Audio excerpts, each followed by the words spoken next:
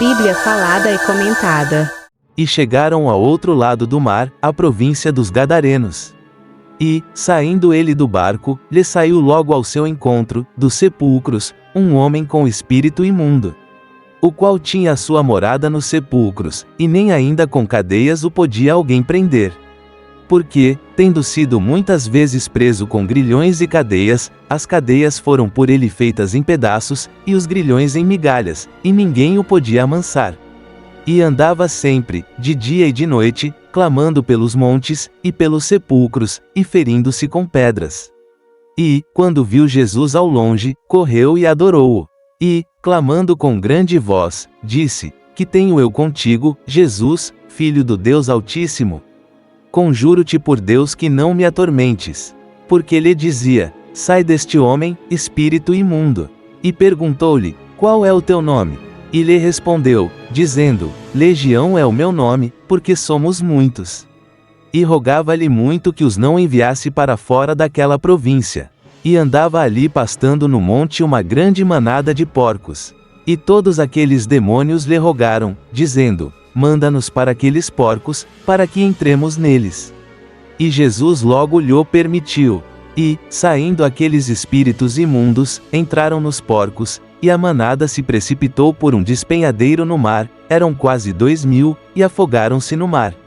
E os que apacentavam os porcos fugiram, e o anunciaram na cidade e nos campos, e saíram muitos a ver o que era aquilo que tinha acontecido. E foram ter com Jesus, e viram o endemoniado, o que tivera a legião, assentado, vestido e em perfeito juízo, e temerão. E os que aquilo tinham visto contaram-lhes o que acontecera ao endemoniado, e acerca dos porcos. E começaram a rogar-lhe que saísse dos seus termos. E, entrando ele no barco, rogava-lhe o que fora endemoniado que o deixasse estar com ele. Jesus, porém, não lhe o permitiu, mas disse-lhe: Vai para tua casa, para os teus, e anuncia-lhes quão grandes coisas o Senhor te fez, e como teve misericórdia de ti.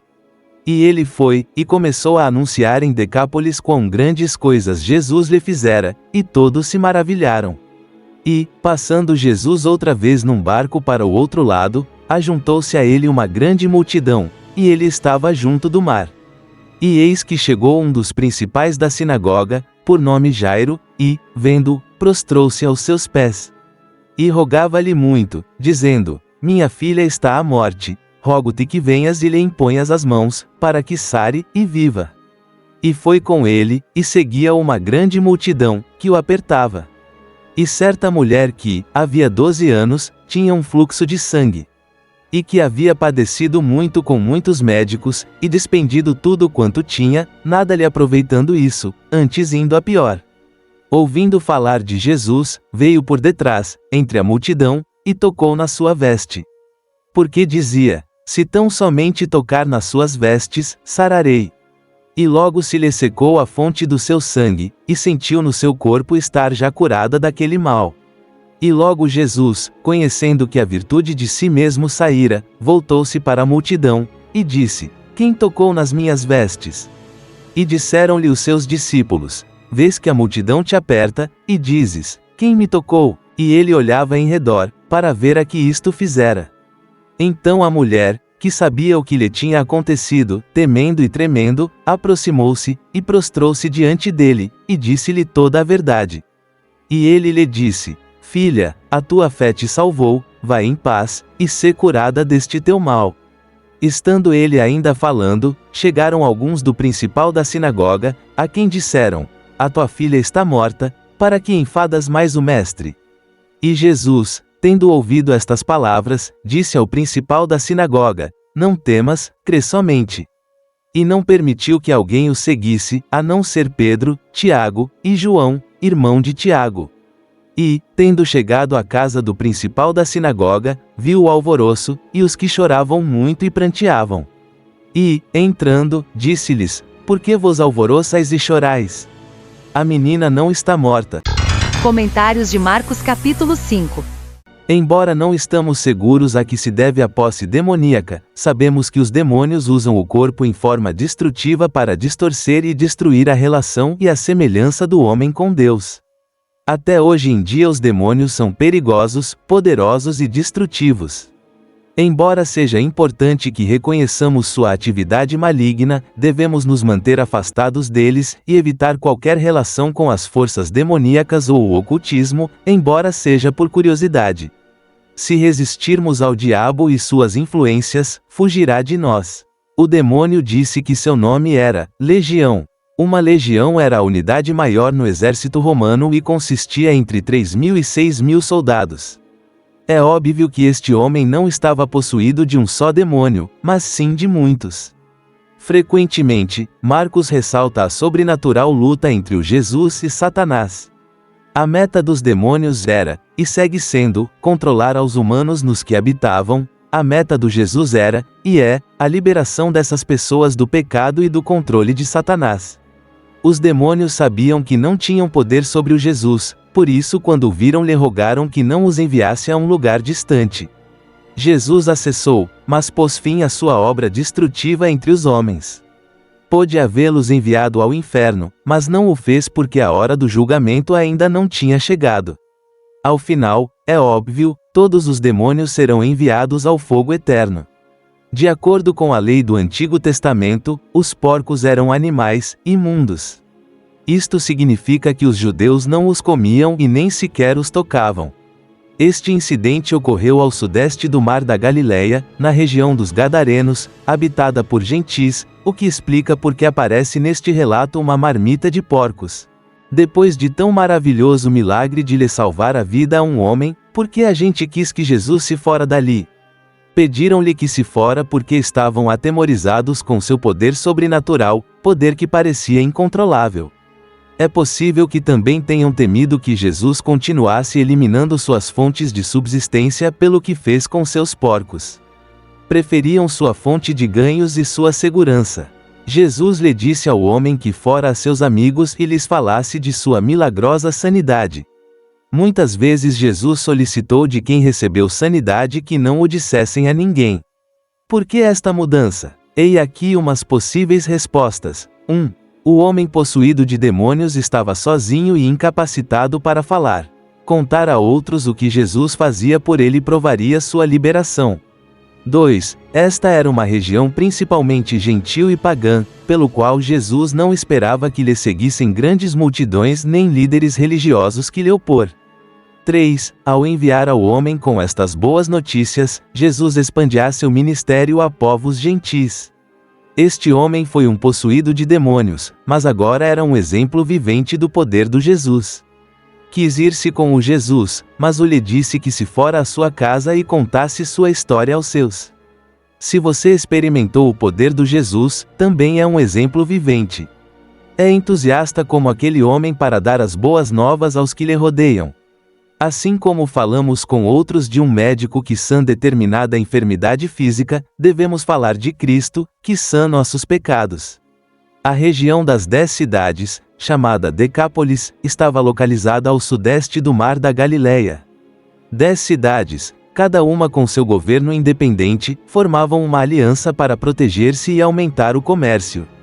Vários séculos antes as fundaram mercados gregos e imigrantes. Embora também havia judeus por ali, eram uma minoria.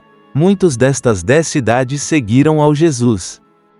Jesus cruzou de novo o Mar da Galileia e talvez desembarcou no Capernaum. Jairo era o chefe eleito da sinagoga local. Tinha que fiscalizar a adoração, velar para que a escola semanal funcionasse e cuidar do edifício. Muitos chefes de sinagogas estavam estreitamente vinculados com os fariseus. Daí que pressionaram a alguns para que não respaldassem ao Jesus. Que Jairo se inclinasse ante o Jesus foi um ato significativo e possivelmente cuidadoso de respeito e adoração. Esta mulher tinha um mal incurável que lhe provocava estar sempre sangrando. Possivelmente era uma desordem menstrual ou uterina que a fazia ritualmente impura, excluindo-a da maior parte de suas relações sociais com outros judeus. Estava desesperada porque Jesus a sanasse, mas sabia que se o tocava, pela lei judia também o considerariam imundo. Não obstante, tocou-o por fé e sanou. Às vezes acreditam que nossos problemas nos afastam de Deus. Mas o sempre está preparado para nos ajudar e nunca deveríamos deixar que o medo nos impeça de nos aproximar do. Jesus não se zangou com a mulher por havê-lo meio doido. Sabia que o tinha feito, mas mesmo assim se deteve e perguntou quem tinha sido, para lhe ensinar algo a respeito da fé. Embora a mulher sanou no mesmo momento em que o tocou, Jesus lhe disse que sua fé a tinha sanado. Fé verdadeira significa ação. A fé que não fica em ação não é fé.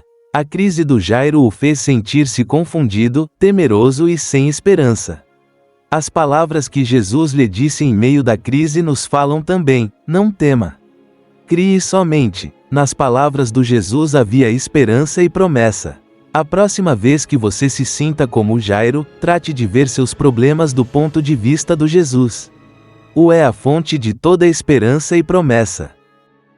Com fortes lamentos e prantos se acompanhava aos que morriam. A falta de lamentos e prantos em um funeral era a pior desgraça e desonra. Algumas pessoas, frequentemente mulheres, faziam do duelo uma profissão. Os familiares do morto lhes pagavam por chorar sobre o cadáver. O dia do enterro o cortejo ia pelas ruas seguido pelas chorosas, os familiares e os amigos. As chorosas começaram a burlar-se do Jesus quando disse: não está morta, a não ser dorme. A menina estava morta, mas Jesus usou a imagem do sonho para indicar que sua condição era temporária e que seria restaurada. Jesus tolerou a rabugice da multidão porque queria ensinar uma importante lição a respeito de manter a esperança e a confiança no. Hoje em dia, muitos no mundo riem das coisas que diz Deus porque lhes parecem ridículas. Quando se sentir diminuído ao expressar sua fé no Jesus e esperança da vida eterna, recorde que os incrédulos não veem da perspectiva de Deus.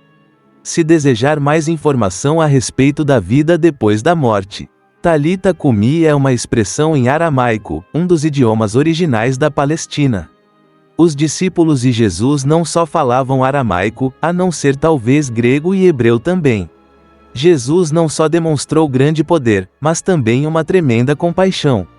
Quando exerceu poder sobre a natureza, os demônios e a morte, fez-o por compaixão para um diabólico que vivia em meio dos sepulcros, para uma doente e para os familiares de uma menina morta.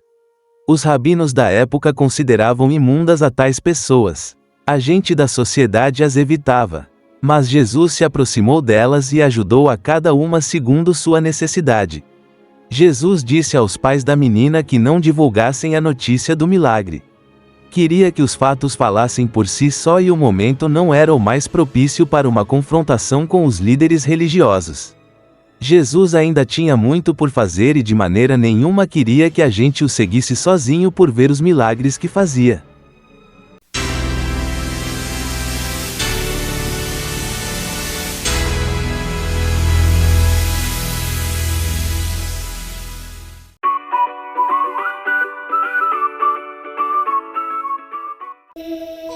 A Bíblia falada e comentada.